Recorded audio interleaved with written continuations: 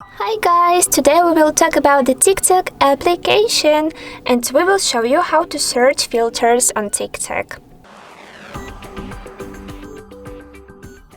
So let's go to this app, and as you can see we are on our Discover section. So let's tap on the search bar and let's write the name of the filter we are interested in, for example the indie mood. Perfect. Probably the first video will be with this filter, so let's pick on it one time.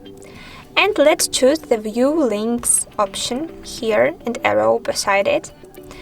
Yes, this video is what we really need, so let's tap on it one time too and choose the Use this effect option.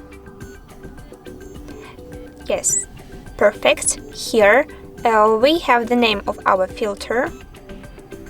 Don't forget that you can save each of the filter you want, each of the effects you want, so tap on the Saved button here at the top of the bar and you have the filter you like.